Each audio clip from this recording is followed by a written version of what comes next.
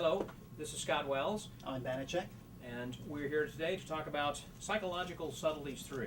Absolutely. This is the third in the series from the Psychological Subtleties. Tell me a little bit about the first and how the second and third came about. Well, number one was only supposed to be a number one. It wasn't even number one. It was just Psychological Subtleties. And it was a book of tools, basically, of psychological subtleties that you could actually apply to your routines.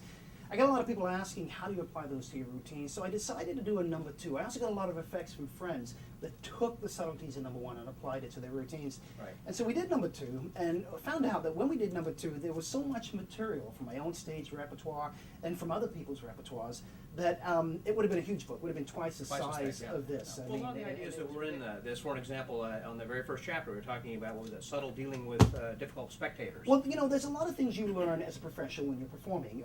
For instance, as you start performing mentalism in the early days, you'll get people in the audience that will say, you say, tell me what words you're thinking of, because you have to reveal it at that point as a prediction. And the person will turn and say, you tell me, you're the mind reader. Well, you don't learn that that's going to happen, and you don't learn how to get out of those type of situations or how to prevent them without performing. So what I've done is I've taken my years of experience and I've shown people how to prevent those situations from happening. So these ideas. For you and the So there are audience. things in here then also that deal with impromptu type of things, but there are other things that take a little bit more kind of working, for an example. Well, basically what we've done is we've taken effects and we've put layer upon layer upon layer of subtleties, So many subtleties. And little tools Psychological for people, principles. absolutely, to accomplish it. And sometimes it's just psychological, sometimes there are slights, there are different things, but I've tried to get things to where it's simple for the beginners, and yet there's something also for the professionals as well. And something that if somebody is a beginner and gets a book now, they'll pick it up 10 years from now, they'll go through it and they'll find something that It'll be just as fresh then 10 years from now. Absolutely. Well, let's talk about one of the specific ideas in there. There was something that kind of interested me, and that was the Russian roulette. Russian roulette. So yeah, there's a whole chapter on telephone effects. Yes. There's nothing stronger than doing an effect on the Subtle phone, telephone, yes. especially if it's somebody that might hire you. So Of course. you want to try it? Yes, let's do that. I'll try it with you. Now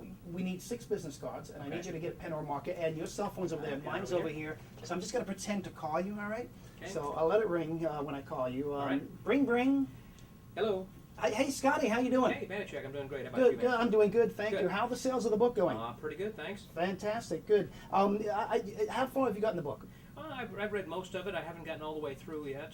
Have you read the thing on the telephone with the Russian roulette? I haven't gotten as close to the end. I've not gotten that far. All right, I want to do that for you, if All you right, don't great. mind. You need 6 business cards. All right, I've got that. And you also need a pen or a pencil or something to I've write got with. a marking pen. Fantastic, good. I need you to make sure that all the cards are in the same orientation. In other words, we're going to call the printing side the face, and we'll call the blank side the back. And just make sure they're all facing the same way, please. Facing me. I face it with the, okay. Okay, now turn it so that the blank sides are facing you, please. Okay. And make sure they're all squared up. Yep. Now, on that top card that's facing you, I need you to draw a bullet. Okay. Okay, Draw like a bullet. A Okay. bullet like in a gun, yes. Yeah, Okay. yeah. It doesn't have to be perfect, just as long as you know it's a bullet. Okay, good thing. Okay. Tell me when you're done. And, okay. You're done. Okay, Yes. good, good. Now, cap the marker or the pen or whatever, Okay, the pencil yeah. or whatever it is, and then throw that away, please. I don't need that right now. All right. Good. Now, what I need you to do is I need you to fan those cards out so the blank sides are facing you.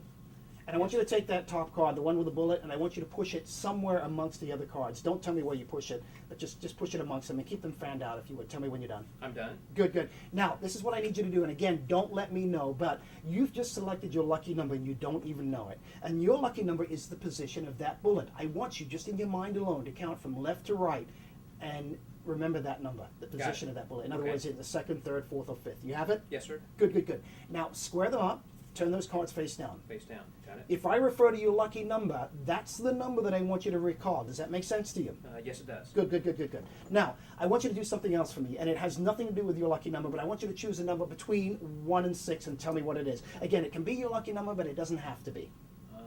4. 4. All right, this is what I need you to do. I need you to push over 4 cards, please. Keep them in order, but push over 4 cards, and then take those 4 and just put them on the bottom of the stack. Underneath, okay. Yeah, underneath. Have you done that? Yes, sir. All right, now I'm going to tell you something that I've not told very many people, and I'm going to tell you what my lucky number is. Somebody did this for me years ago, and that first number that I came across is now my lucky number for life, and that lucky number is 5, so I want you to push 5 cards over and put those on the bottom. Put those in the bottom. Yeah, okay. yeah, yeah, yeah. Got yeah. it. Now I need you to do the next part really quietly because I don't want to know or hear what your lucky number is. I don't want you to say, "Oh, he heard me push cards over." But I want you to think of your lucky number right now, and I want you to push that many cards over and put those on the bottom. Okay, I've done that. Good. Now, you don't even know where the bullet card is right now, do you? No, I don't know. Okay, good, fantastic. Because, and there's certainly no way I could know, because I had you push over my lucky number. That's correct. I had you push over a number that you just named out loud, Yes. and then your lucky number, and there's no way I could know what that number No. is, so you push those cards over as well. That's right. Good, good, good. Now, what I need you to do, I need you to take those cards, I want you to hold them between your thumb and forefinger, please. Okay, thumb and forefinger. Got All right. it. Now, I'm going to ask you to do something strange, but I want you to do this for me. Okay. I want you to hold those cards up to your head with the printing side out. The printing side, that's the side where the phone numbers are out. And I want you to hold it up to your head as if you were holding a gun up to your head.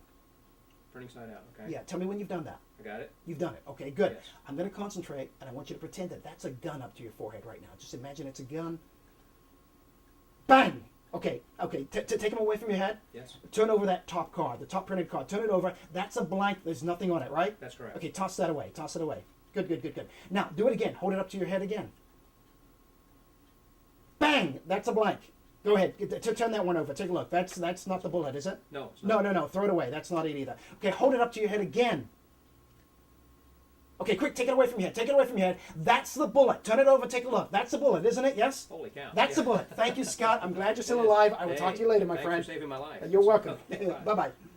Wow. So a very simple effect that can be performed over the phone, or even when you're in the room with somebody. Right. Wow. Yeah. It is pretty nation and Yeah, you know, and the great thing about that is, even though it sounds silly, it's very dramatic for people to hold a gun up to their head, Gosh, even if yes. it's a pretend gun. Well, and by using that with a potential client, of course, as they're doing that, you know, with their cards or whatever, they're getting a sense of your performance style as well. Absolutely, Yeah. absolutely. Just a couple little business cards. I mean, there's a lot of stuff to walk around in the book. You know, Oh, there's sure. some really, really wonderful routines in there. Like the M&Ms, the visible M&Ms. Invisible M&Ms. Invisible coins. Basically, they choose an M&M that's invisible, and they pop it in their mouth, and you can tell them what color it was and Whether it has whether it nuts had or nuts or not. not. Yeah. You know, you Right. predict it in advance.